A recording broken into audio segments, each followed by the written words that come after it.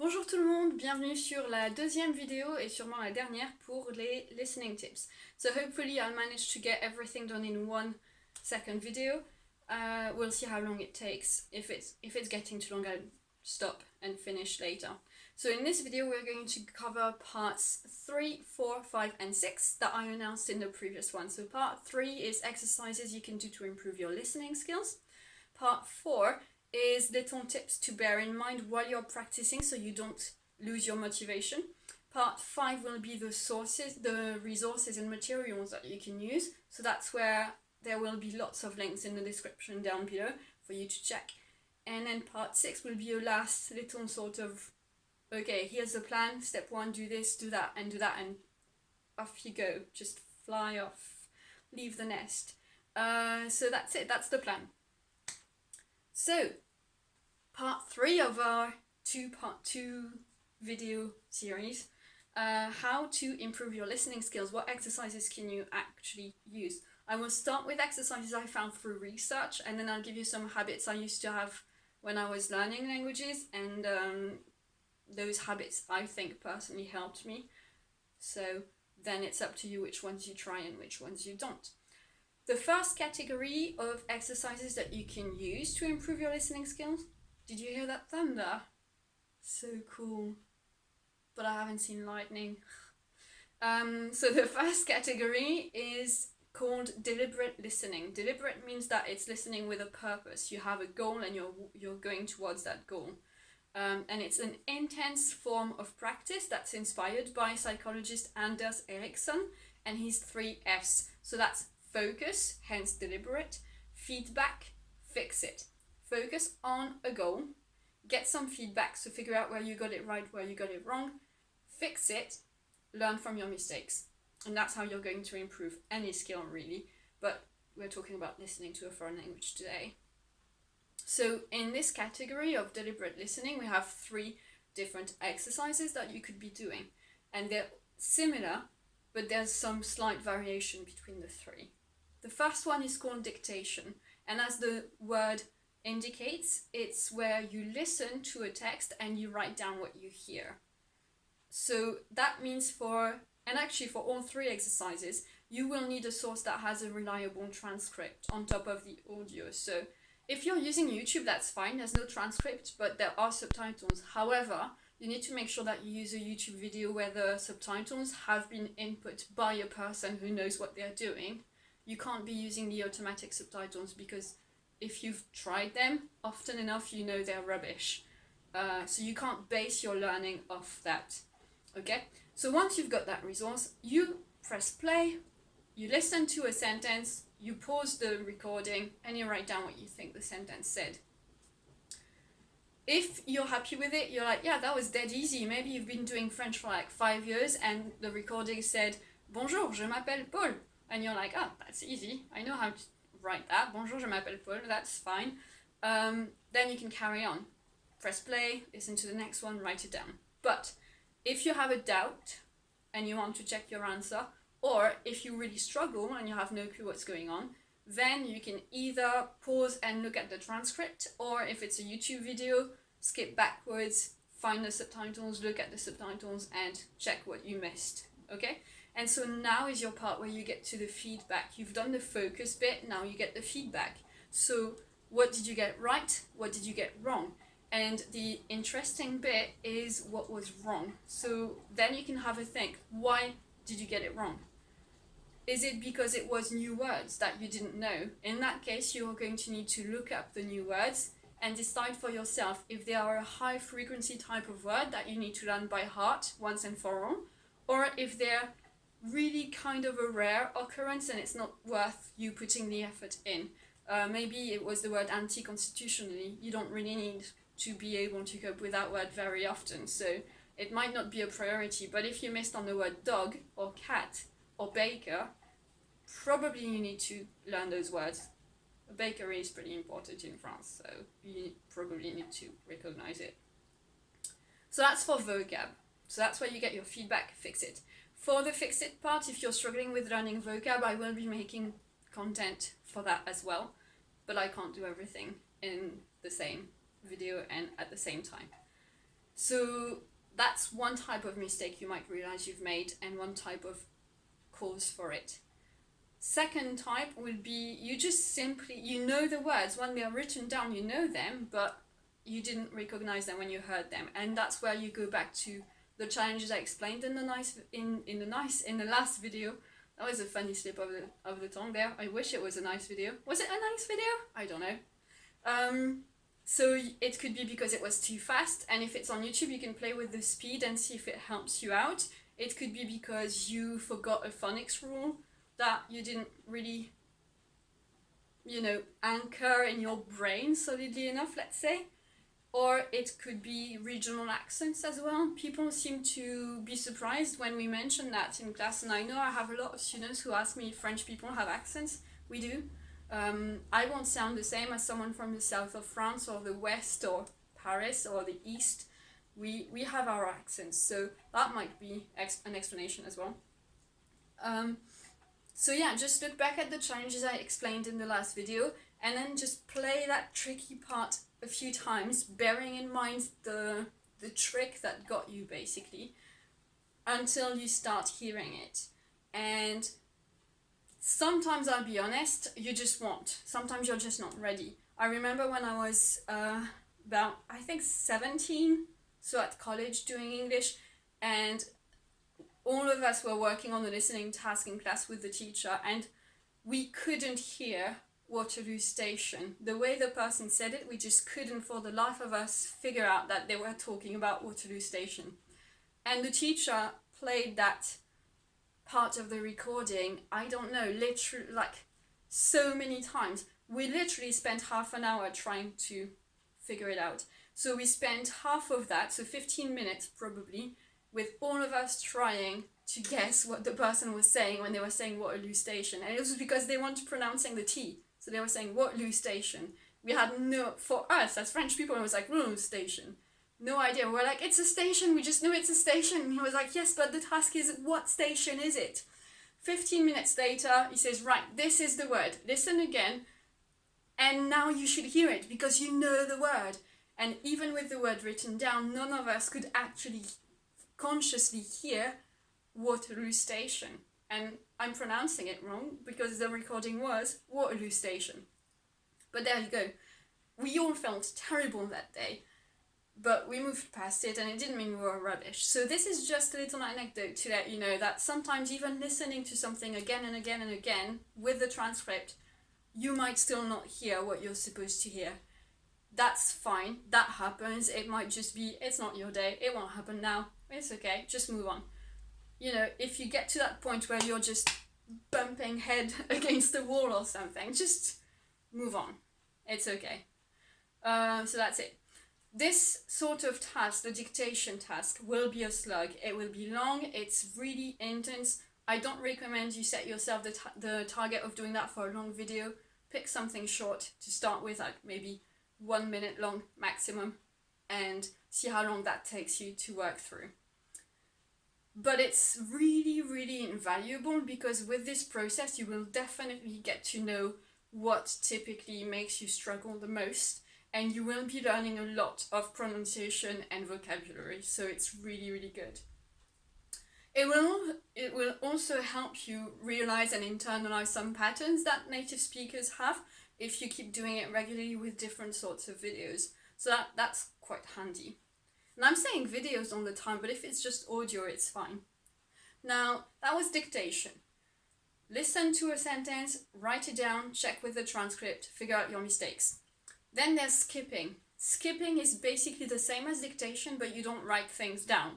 You listen, sentence by sentence, figure out what it's saying, check with the transcript that in your head you had the right thing ready. And if you get something wrong, you do the same as you've done for dictation. You go back and learn from your mistakes.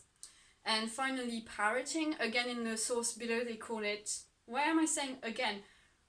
I attempted this video like 3 times before, so I had introduced parroting, but I haven't this time, sorry. So the third one is parroting. In the source below, they call it shadowing, but I don't really like calling it shadowing, so I'm going to go for parroting, which basically means you do like a parrot, you listen and you repeat. This one is inspired by Alexander Arguel. I'm going to pretend his last name is pronounced like in French because there's a tréma on the U. But it's also something that I never knew there was someone called Alexander Arguel doing it. So I just used to do it all the time when I was in school. If my teachers lent me cassettes and like tapes, you know, bear in mind it was before the internet, so we had these tapes that you could rewind. That's the word I was looking for earlier. Okay, so we had these tapes you could rewind with like your little finger or with a pencil. It was really fun. And sometimes the teachers would let some students borrow some of those tapes, and I'd come home and I'd basically play what we'd worked on in class and pause and repeat. And that's all it is. Parroting is you play something, you pause, you repeat after it. As best as you can, you just mimic it as best as you can. And you go again and again and again and again. Don't hesitate to repeat. I still remember some snippets I practiced when I was in year 8, so that was like 19 years ago, and I still remember some of the recordings I used to practice. So there was one in German, it was like, es war einmal, and then it carried on with a fairy tale type of thing. It was cool. So, and that's good fun to do, because you don't sound like yourself, so it's, if you kind of like acting and play acting and pretending, it's pretty cool. So this is it. This is it for deliberate listening. And then we have the big exercise category number 2, which is binge listening. So you know binge watching, probably, and there's binge listening. And the name says it all. You just put on as much target language as you can in the background, and you listen. This time you're not aiming to understand every detail or every word. This time you're just focusing on the gist. So long format works well, and you can put something playing in the background while you're getting on with your day, maybe doing the dishes, having some breakfast, going for a run, doing some abs, or plank or something. So you could try and find some podcasts or some audiobooks. You could watch some YouTube video essays. You could watch a film or a series. We'll go into sources below. What really matters here is that you pick the correct materials for you. So you need to make sure that the level is appropriate for you. This binge listening is where you want to know that you can get the gist of what's happening without a massive struggle and without looking up the words. So that's where you need to be very selective. And if you realize, I don't understand what's going on, then it's not going to help you and you need to find something else. Relevance of the material also helps. So if you want to improve your informal conversation, maybe try and watch some talk shows or reality TV or some casual vloggers that just chat to the camera.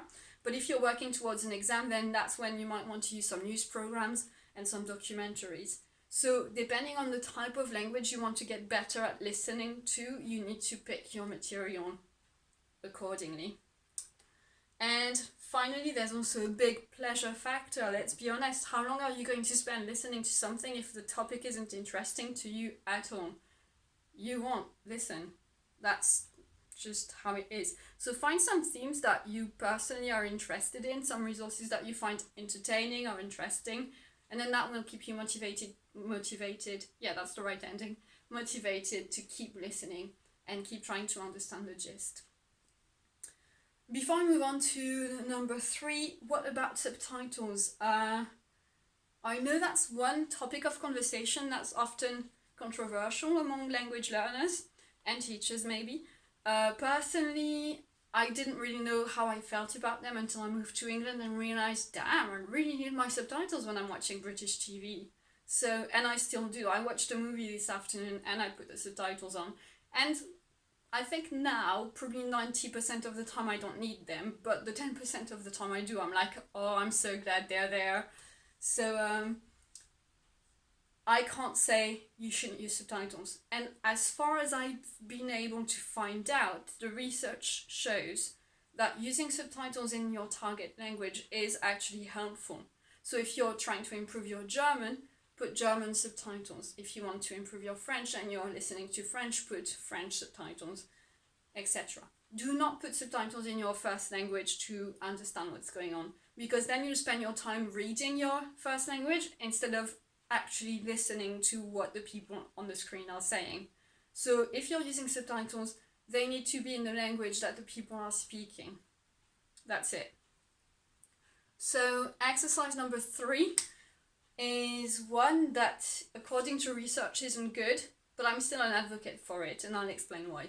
And that's passive listening. So that's where you just let the foreign language wash over you and play in the background without paying attention, for example.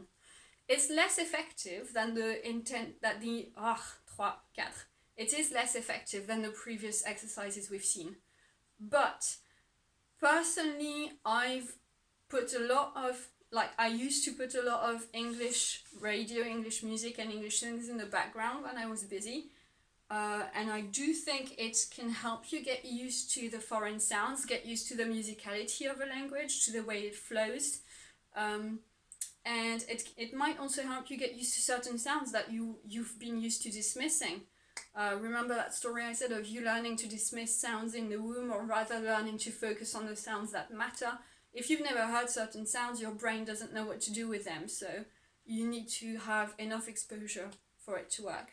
I think it can also help you develop a taste for it. So, for example, I don't speak Italian or Spanish or Arabic or whatever, but with Spotify's Discover Weekly thing, because I've listened to a few French singers who sing in Italian and Spanish, they often suggest some songs in those languages, and I've had some songs suggested in Dutch, and I was like, oh, that's cool, because that's close to German. I listen, and then before I knew it, there was some Swedish there, which is cool.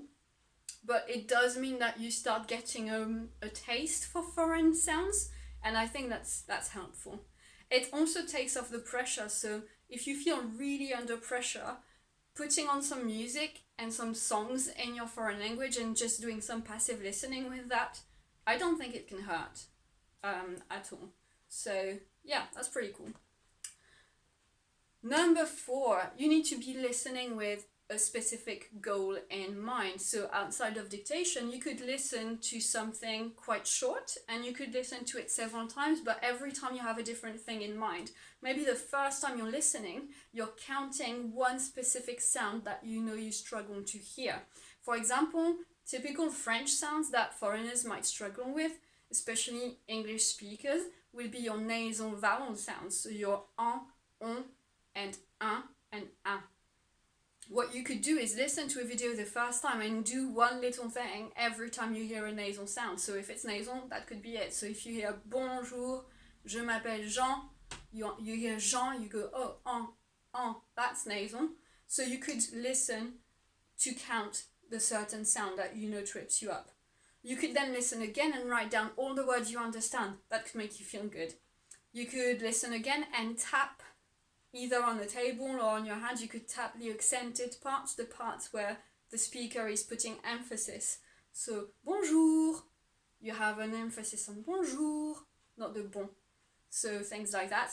You could also practice listen and repeat again with the parroting thing. But the point is, if you want to improve your listening skills, you need to listen with a goal in mind and work towards that goal, okay? Personally, I think the big thing for me when I was learning languages was definitely songs. And it's easier, obviously, for a French person because English-speaking songs are so much more common in the world. But I used to, and my teacher started me off as well. In class, we used to study songs, so we'd have like a lyric sheet with gaps, and we'd listen and have to fill the gaps, and then we'd sing along, and it was really cool. So then I ended up doing that for songs I liked. So if I heard a song on the radio, I would try and find the lyrics. I would translate the gist of the lyrics with a dictionary, and then I would train myself to sing along pretty badly most of the time to begin with. It took me years to start being able to sing along to a whole song. But the fact that I was training myself to speak and sing along meant I had to listen very carefully to try and nail the singing part. That was really, really fun to do, obviously, because I chose songs I liked, but it also really helped me learn some English idioms and English ways of contracting phrases, which means that listening was easier for me as well. Yeah, so this is why there's a playlist on my channel which is French music that's also something that you could do. You could check that playlist and see if there's something you fancy, find the lyrics, practice singing along. I also used to do reading aloud, so when we studied a text, I would do my homework on the text, and then I'd practice reading the text out loud, and I'd listen to myself speaking it, and I'd try and compare if I was sounding close to what the teacher or the recording in class sounded like. That could also help you. And eventually I even got a voice recorder. Again, we didn't have the fancy phones that do all the filming and stuff. We had, the old flip phones that you can drop from a height and don't die. That was pretty awesome. But they didn't do anything else than that. Oh no, they had the snake game. That was good as well. But anyway, I got a voice recorder and then I started taping and listening to myself afterwards to see which or how many the sounds I'd forgotten to do and how many I'd added where they shouldn't be, which is a big French struggle with the English language. But speaking like that really helped me. And something I've discovered more recently is audiobooks with the written text alongside. So I wanted to rediscover, for example, Pride and Prejudice, which I knew, I read it when I was 19 at school, loved it, watched the BBC adaptation, loved it. And then this year I was like, I need to read it again because I've forgotten details of the plot and I know I really liked it. But this time I listened to an audiobook while reading it and it was just amazing. And it helped me notice some unexpected accents and some emphasis and some pronunciations that I didn't really know. So it was really, really cool for me. That's something you might be able to find as well for French. That's it. I don't need to give you that anecdote. So that's the end of the exercises that I've found so far. If I found more as I go, I'll probably do other videos, but this is what I've got so far. The bottom line is really practice, practice, practice, practice. There's no other, there's no secret. As I said in the last video, there's no miracle. Now, so this is part 4, sorry. This is the big part 4. What do you need to bear in mind when you're listening to a foreign language? This is going to be quite short, but it's just to help you stay motivated. If you need to, write these on post-it notes and put the post-it notes where you tend to work and keep that in mind. I've done that. I've got post-it notes that tell me, do this, do that, stay motivated, keep your chin up. Keep your chin up. I shouldn't put one on that says, slow down, calm down, it's okay. Talking about what's okay, one thing to bear in mind when you're listening is ambiguity is okay. It's okay if you don't understand everything. Nobody really understands every single word and every single sound in a foreign language. I still make guesses in my daily life and I still sometimes get them wrong, and that's a bit funny and embarrassing. So it's fine. So you need to bear that in mind. Not understanding every word is okay. Secondly, mindset and perseverance are everything. If you get started thinking, I suck at this and I am not going to manage, you're going to suck at this and not going to manage. But if you get started thinking, I'll make some progress, maybe it will be small, but I will make some progress, then you will make some progress. It's self-fulfilling prophecies. So keep going and have a growth mindset. Your brain is very malleable, it's very adaptable. It will keep changing if you give it a chance, but you need to give it a chance. And finally, if you're using videos, don't just listen, but watch as well. What do the native people do while speaking? Because there are some specific phrases and sounds that will tend to be associated with body language. And also because in time you might be able to anticipate what's coming better based on people's facial expressions. So that can be really helpful. So ambiguity is okay. If you tell yourself you can do it, you will make progress, and watch as well as you listen. Now, part 5 is the resources. This might take a while, but again, all the links will be below. So for beginners, the resources I've found are Radiolingua. There's, what is it called? There are some, it's called Coffee Break French. It's 3 podcasts and the season 1 is for beginners. So you can go to the link, find Coffee Break French, season 1, try that out. There's News in Slow French. if you want to have something a little bit more formal but quite slow. There is an RFI website, which I'm going to put down below, and that's also for news in French. It says Journal en Français Facile, which is newspaper in easy French. There's a YouTube channel which is called Easy French, and they have a playlist called On the Street. And something that you could do that doesn't necessarily have a transcript, but you could listen to fairy tales that you know. So, for example, Cinderella and Sleeping Beauty, which, by the way, were actually written down by Charles Perrault, who is French, so it was first written in French. Obviously, the fairy tales themselves had been around for ages. It was folk tales and they were spoken and shared around. But the first person who properly wrote it down was Perrault. Many people must think it's the Brothers Grimm, but no. But those stories are really well known, so you could listen to the French version of them and not be bothered by the gist, because you know that. For intermediate and advanced learners, you have the website France 24 or France 24, where you have some resources and some videos. Le Monde, which is a French newspaper, has a YouTube channel, so you'll have some videos on the current affairs, as well as on some cultural stuff. The next one I haven't found in my research, but it's something that I enjoy using, and it's the website of the TV channel Arte, which is I can't remember if it's a collaborative TV channel between France, Germany and Switzerland, or France, Belgium and Switzerland and Germany, maybe all of them, I don't know. But it's got lots of resources in French. It also has some in German, and you can decide what subtitles you want, and it's really cool. And it's full of cultural stuff. You can expand your knowledge, and it's really cool. I've already said that. There's another YouTube channel you can use, which is called Inner French, which is by a French teacher who lives in Poland now, I think, last time I checked. There's a series that is really cheesy on YouTube, but you can check it out. It's called Extra French. I'll put the link as well. I watched the first episode. It was quite funny, so you could watch that. Now, I'm going to move on to YouTubers with a word of warning. Some of these will have some swear words and might have some more mature topics. So you need to bear that in mind, and you need to choose which resources to use based on what you're ready to tackle. It's really difficult to give you authentic resources with a more, spoken, natural French style where there will never be any swearing. There might be a little in some of them. I've sorted them by theme as well. So if you're into history, there's Nota Bene. There's a typo in my notes. I don't like that. There you go.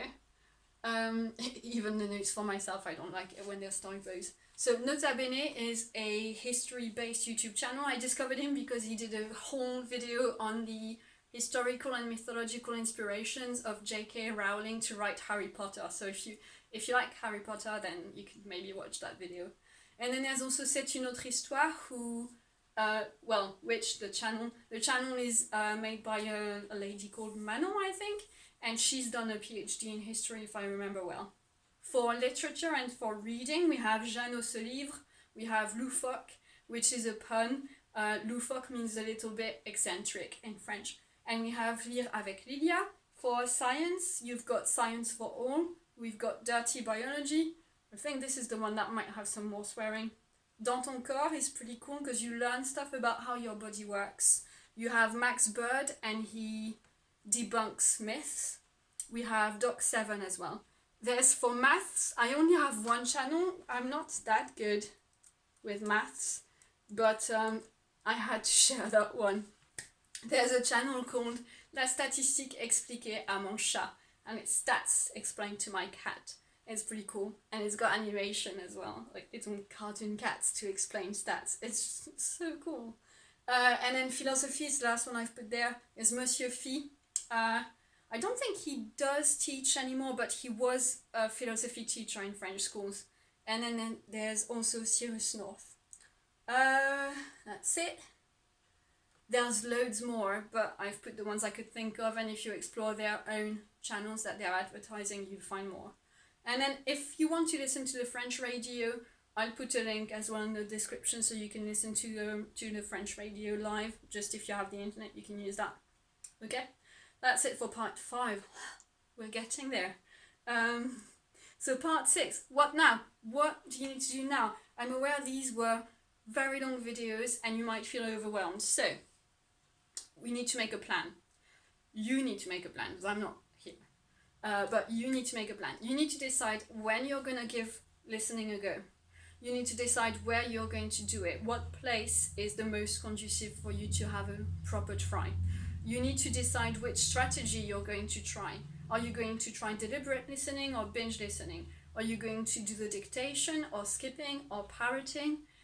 Then you need to decide what resource you will try first, and you need to make sure you start little. Don't aim at using 5 or 6 resources. So really focus on a tiny bit at a time. Just one resource, try it. If it doesn't work for you, put it aside. Try another one. If it doesn't work, put it aside. But yeah, start little. Create your own sample. The resources are out there, but they might not work the same for everybody. So decide what works for you and focus on that. Prepare before you're listening. So decide on the resource, decide on the video or the recording you're listening to, and then do a bit of brainstorming on the topic that it seems to be about. I've just mentioned Harry Potter.